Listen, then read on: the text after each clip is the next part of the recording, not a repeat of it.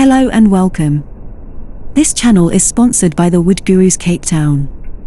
Order your firewood online today at www.thewoodgurus.co.za or give them a call on 078 584 9320. Thanks for tuning in and enjoy today's episode. Good morning. I have my friend Wayne here. Good morning, Wayne. We are off to a break presentation and a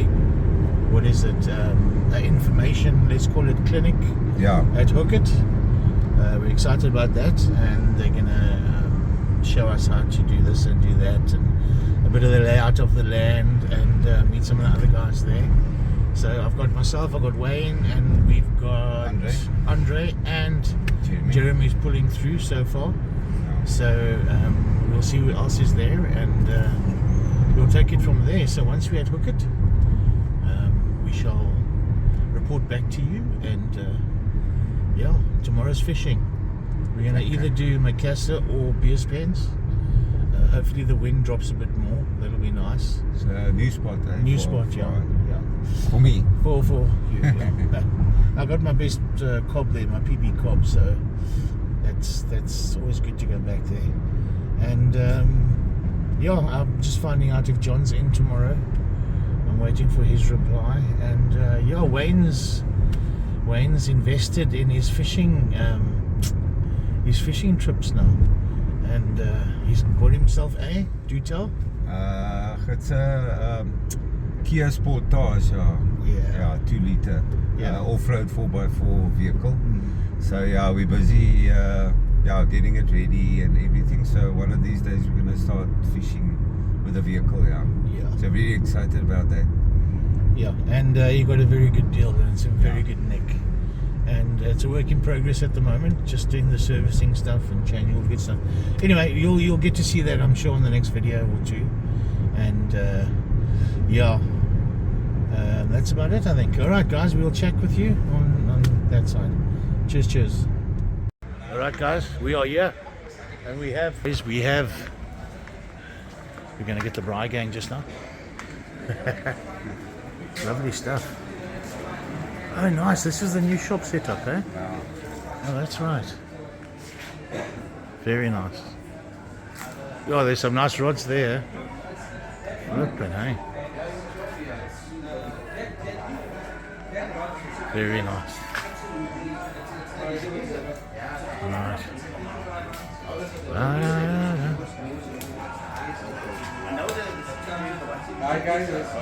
Guys, you don't mind anybody wanted by anybody? No, not camera shy. They're not camera shy. Oh, lovely. They say. How's it? All right, man. Okay. There we go. At least wave to me. How's it? Lovely, man. That's how he's Manachis, that's his nickname. Manachis, okay. Everybody knows him all over. Even the cops know him. And the cops are so scared to ask him for a permit. Okay. He just tell the cops, hey, go. So I tell the cops, you can't find him. You work for the government. This is the government property. Okay. Nice. They always fish with his dad wherever, so. Alright, awesome. Let's take a look at your clinic. How's it going? 100%. Looking good, man. No. Looking good. Maybe something in that vicinity. Something along about that. Right. Jeremy, you well? Happy days. Wayne, you as well.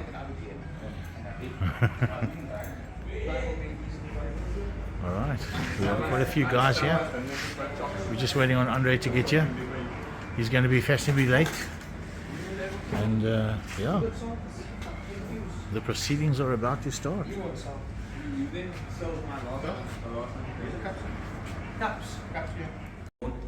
The mont being the estuary, it's not an MPA, but it is a conservational area.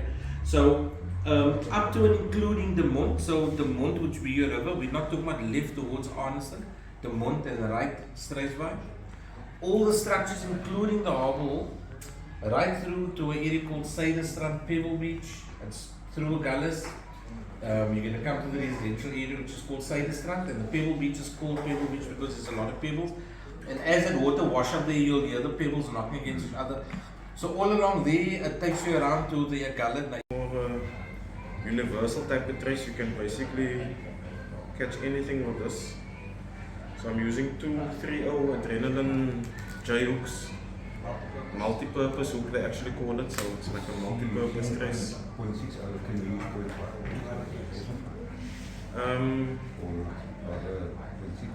I use 0.6 generally. It kind of has the same success rate.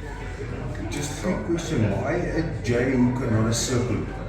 Is that just a preference or is there a difference? Of the eye of the hook. Whether it's J hooks or circles, always through the back of the hook.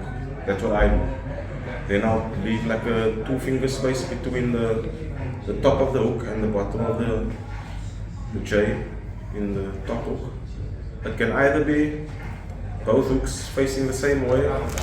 I normally just put it back to back and then wind down the shank of the hook about 5-6 times.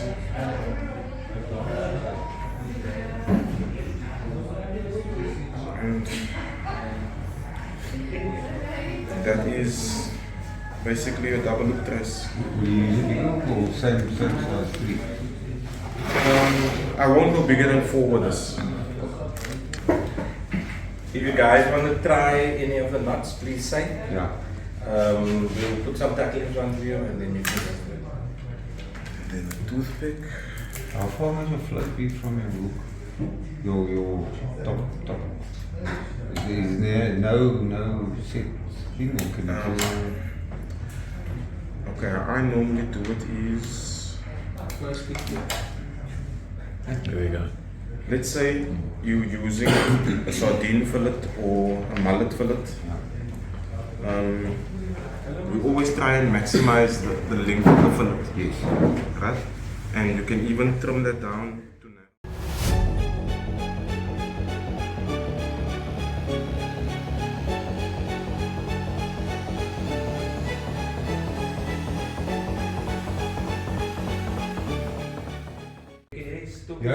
Yeah, talking the millimeters and the... No, we're still gonna go to microns? No.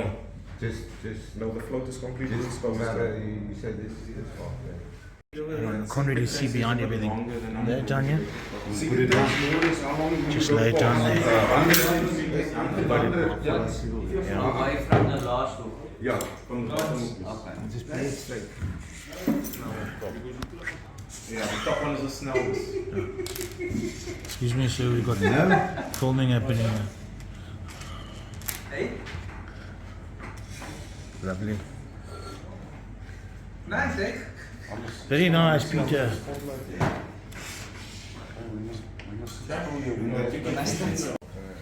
And the same length on your trace, more or less.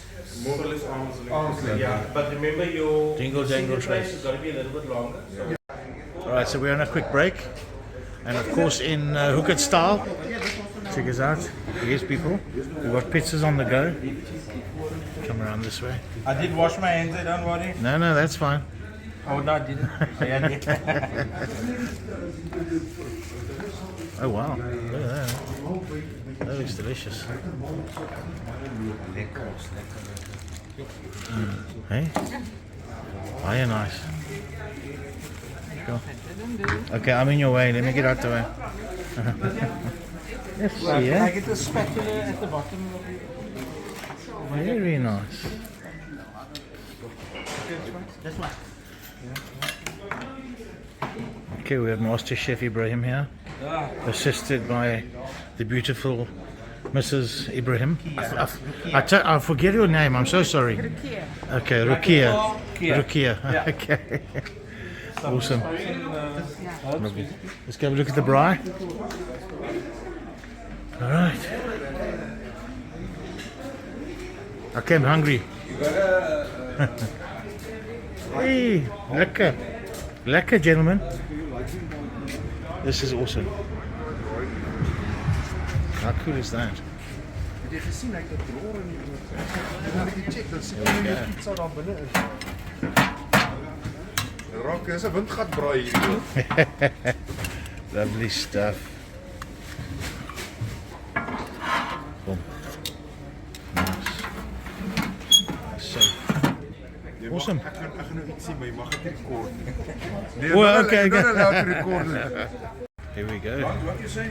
So you Right, let's see the end product. Oh, beautiful. Maybe 30 minutes. Fantastic. Fantastic. Is this the famous Danya sausage? It's a nippy sausage. Let's get a close up of that. Look at that, guys. We are in it to win it. Awesome. In it to win it. Lovely. How's the pizza? Nice, eh? Beautiful. Whenever my subscribers see me, I'm eating. Oh, always. Coffee down already. Your name, Master Chef? Rida. Rida. Yeah. Nice, man. That was always the braai. Was you the Ryman? I enjoy it. Wherever I find myself in there's a braai, I'm the guy that's standing You're there. I enjoy it, man. I don't mind. Nice one. As you can see, we're all having lunch. Thank you, Ibrahim. Always our pleasure. Your feast is always filling, definitely. Sure, I can tell you that I can be Man. walk away here, but I'm going to roll out of here. These little Danya sausages, what do they call them? Penny? Danya balls. Fantastic. Oh. Ooh. Hot. Oh, that was the pizza, huh? Ja, the chicken was lekker. Ibrahim's wife made us some lovely I must pizza. say Ibrahim's wife, sorry the name, it's Ibrahim. Rukia. Rukia. Rukia, thank you very much. Awesome, eh? Awesome. pizza.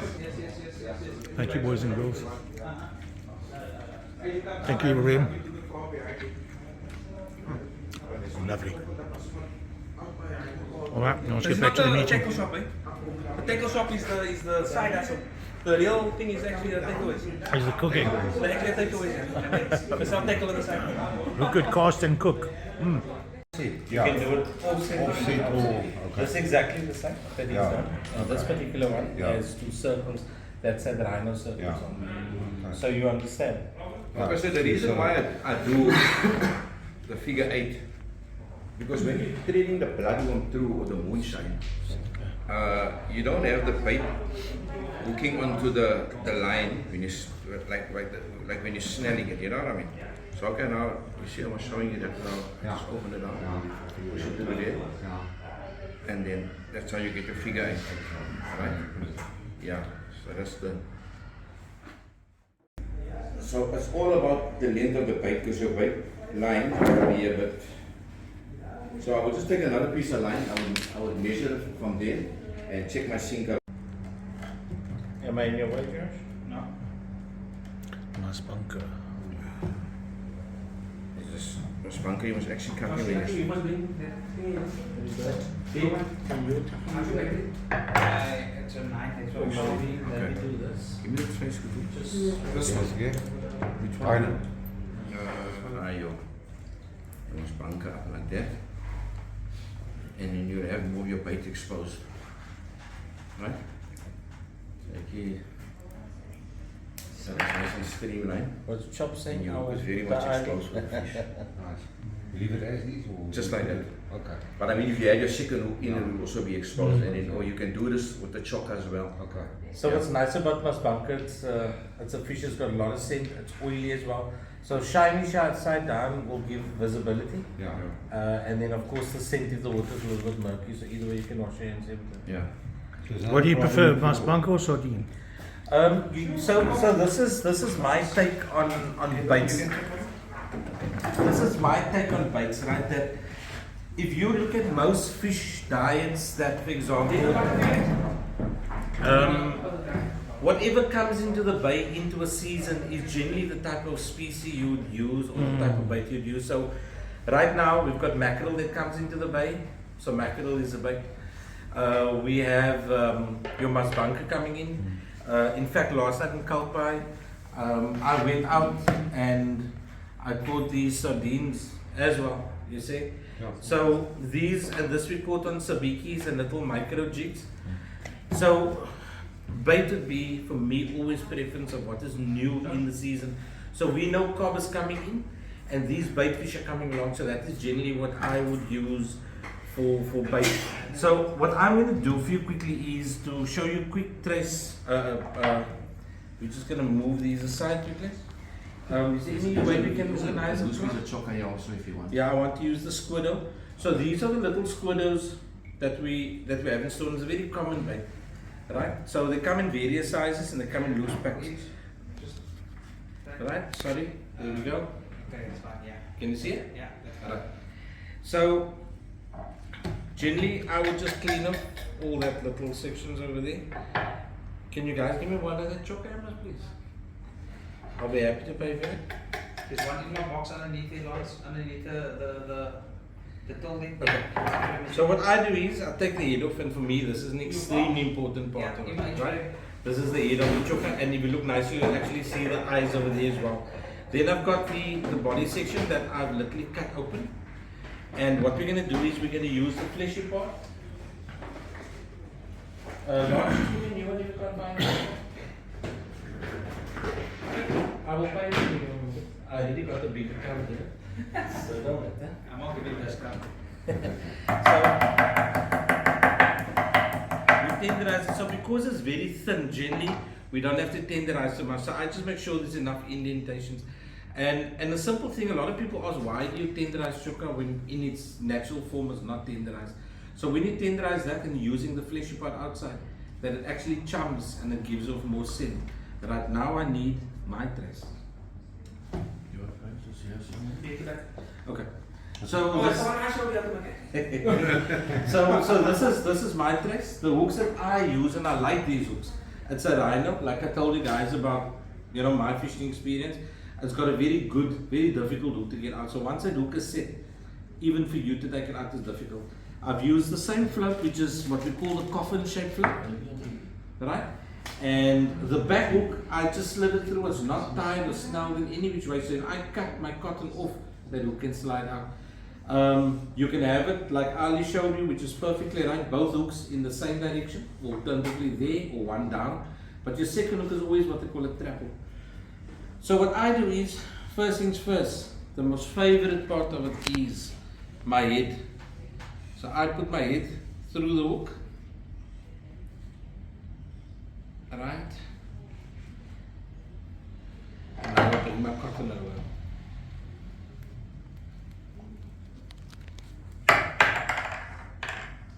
That's not supposed to happen, guys. Right? So what I also do is, now you got your front legs and your tentacles. So I just pull my cotton through it. And the reason for that is just to give it a little bit of spread. Okay? And then, furthermore, on the rest of it, I take my body,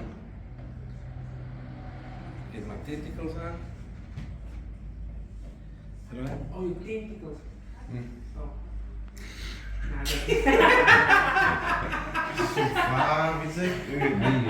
But that is now meat side out. This is the fleshy side out, always on the mantle. Fleshy side out. Alright?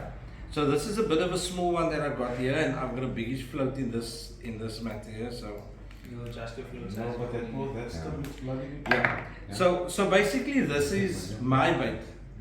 And if you look at it, that when this is in the water, you got all that movement over there. So when you're moving in that waves, you've got that, right? I've still got of the ink on here as well, and all those things are scent. And if you look at your hooks are standing proud. We've got one hook standing proud here, one hook there.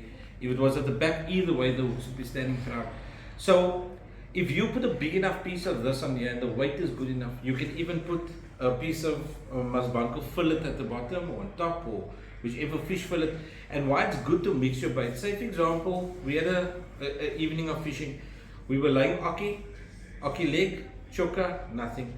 Then I decided to put a piece of masbanka over there, and immediately down, pulled the bait out, and we found that the masbanka was chewed away. I took off everything. We put clean masbanka and we went. So a good piece of advice for angling is always that when you cast, especially when you're fishing a little bit competitive, that when you cast, hold your hand, your rod in your hand for at least 2-3 minutes to be able to see if there's peckers, especially if you've got fish like your pilchards and things, because they come quick. So you always hold that in the water, because now you cast, there's a whole lot of peckers, you don't know, your rod's in the stand, your bait's gone.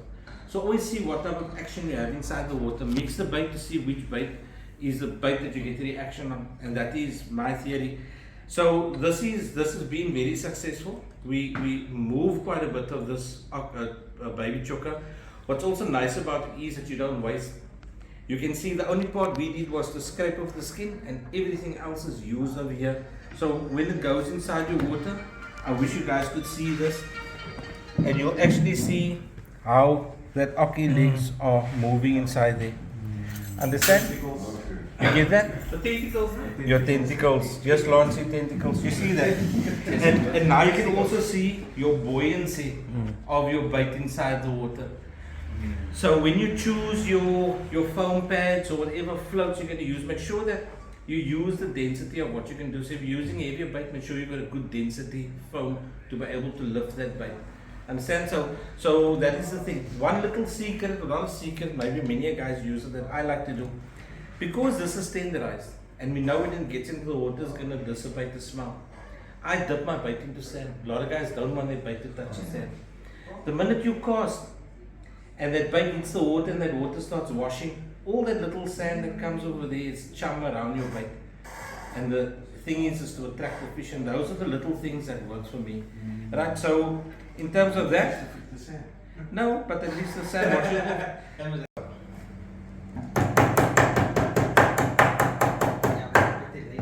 So that over there is the part that's going to give us a bit of scent, right? And now I'm going to take that same trace, and I'm literally going to put my leg through there, and this is the time when I normally prick myself quite a bit, right? Tentacles and pricks. Without tentacle, one tentacle, plural.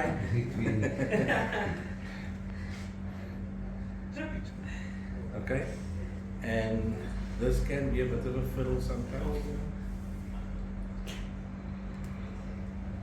One tentacle, many tentacle. Tentacle. Human.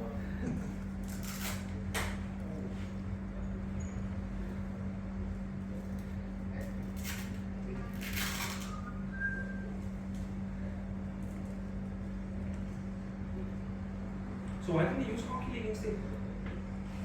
Maybe.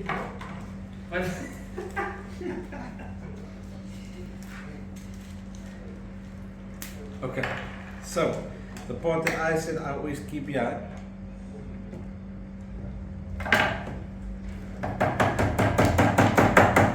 Same location, I smash. There we go. That's a new one. I kill everybody. Just send me location. Yeah. You.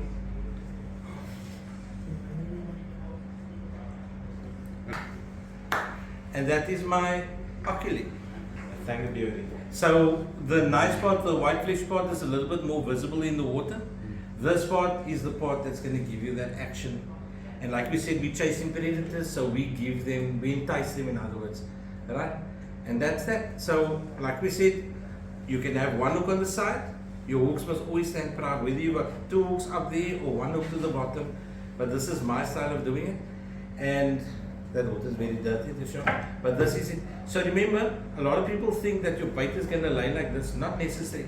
Your bait will probably be tossed like that, because this is just holding it up somewhat, but it's not going to raise it depending on how big it is. And that's your oculi leg. And of course, as you move in the water, your oculi leg is moving as well. And that is just what we kind of look for. So remember, if it was deeper water, it would actually be in a position like this, right? But there you can see. Take a look, we will put it in here.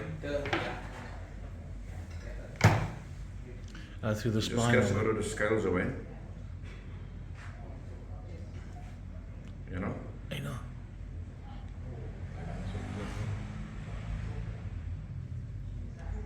Oh, it's just for if he misses. Yeah, the line is just a bit long, the tracement, you know what I mean? So what happens is, this prevents, this piece of plastic prevents it from sliding out.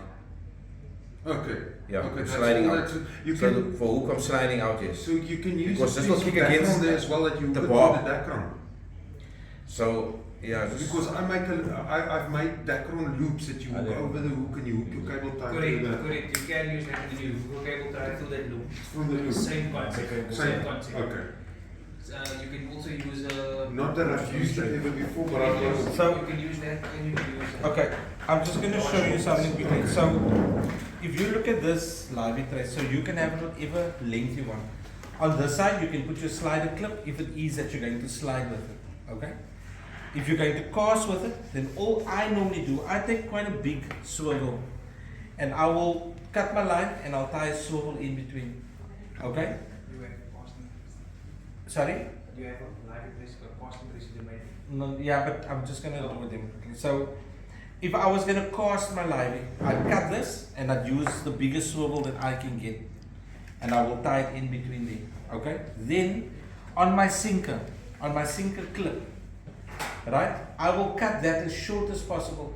So when it clips onto the, in other words, this is how it would look, like this, right? Not forgetting that, just look at this. So then when I clip in my sinker, right, and I do hit the ground, that we know in this instance it could get stuck. But when it's short, very short, that when it hits the ground, immediately it's gonna clip loose. Okay? So then your lively will actually hang below your sinker. So when you're casting, your thrust that you're pulling, the weight you're pulling on your sinker before you pull it on the lively. Okay. But if it was separate and you're pulling in, there's amount of force onto that lively that could kill it. Or understand. right. Yeah, that makes- sinker on the hook by that the makes line, the wires of the hook is Could Could understand. possibly hurt the lively, so you keep it away from him. So what we did was, this is a 4-0 tuner circle, and you can use anything here. We normally have little power swivels with heat shrink on. In this instance, we've got this little tube. So this over here, the difference between your front hook and your back hook, you can make as long as you want, depending on the size of the lively. So if it's too short, the lively is not going to be able to move. The lively, it can rather have a little bit of a loop there, but right. So To allow it to move. yeah. So what we do is just give me another cable tie. No, this one's cut. Here's a fuse going to send me back. Thank you, Lance. You're so cute. Cable tie through the eye. Okay, remember this fish is dead already. Alright? It will be a little bit harder if it was alive. You killed it. Yeah. Mm-hmm. And you push Okay. it through You push like it that. through the tube. Okay, I see. Okay, now. in this instance, that's one. Like Ali did it, that is fine. That's one method, right? Hook up, right? Yes. Always hook up. Yes. Your The hook shank will must always go stand forward. proud, and you're not going to pull it too tight over there, so that fish still has ability. Remember, it's through his eye, it's through no other vital organ like a head, body, whatever it is. Right? So what I did was, this is my little scalamaki. Sorry, just to break it in. The tube that you're using on the hooks over there is what kind of tube is that? It's a normal little fish tank tube, So like you we use on the ear. From the light stick. Yeah, sometimes in the yeah. glow sticks you also get that, and you can that's cut true. it off. But like a normal little fish tank, Can you use silicone tubing as well? anything as Yeah. long as it's a little bit flexible, Yes. and you're able to, that's Very fine. flexible. As long as it just doesn't hurt the fish. Directly behind it. Right? Yeah. So the next hook that we got here, now what we did on this back hook, this is calamari. Before we pull the knot tight, I use here a piece of 1 mm leader line. I push it through, I pull my knot tight so this can't move. So now when it goes through the fish, Show the camera. The hook. right? This is your hook with a little leader line through it. So now when you're going to push your hook through, right? And your hook goes through, right? Because of that little leader line, it can't move per se. Your hook is going to stay in that position. And because this is long, that's that. So now this is your fish. So when you're going to cast and you're going to pull here, and the fish is only going to trail the sinker if it is that you're going to cast the lively. If you're going to slide it, you obviously clip onto your slider and drop down, and then you start rocking. And what I would always suggest to the guys, if you are able to, take your livey, even if you have a little bucket with you, put the livey in the bucket and tie it around you. Okay? As you're waiting, and you shoot your line, and then try and take your livey out there and get to a comfortable position. Get your livey, clip your livey, and start rocking from that point. Remember something, if you waited 30, 40 meters and you start rocking from there, you're already 30, 40 meters into the water. So if you're a shortish guy like me and you can't hold here because the waves are hitting, lift your rod and rock a bit there, even if you just stand for a minute and move back and rock and move back. By the time you get out, you don't need to shake that rod anymore. Your livey should be deep enough. So this is a live bait setup. So what we have in store here is, it's a little power swivel with heat shrink on it. It's a biggish power swivel with heat shrink on it. And of course your cable tie. So those kits are available already. So all you do is you go to the water, clip your cable tie through your swivel, lively through the heat shrink, blah blah blah, and there you go. Understand? So these are really good baits, and what I can suggest is we're going to show you an area in Straitsbite called the Brood. Now remember, you can go into Straitsbite Plug, good. If there's anything else we can assist you to make things a little bit more easier on our crops, our doors are always open. We thank you guys very much for... No, thank you Ibrahim for showing us. Hospitality, thank you. Yeah. Thank you. Yeah, we are sorted. Thank you very much. Can't wait. Ons is amper daar. Ja, amper daar.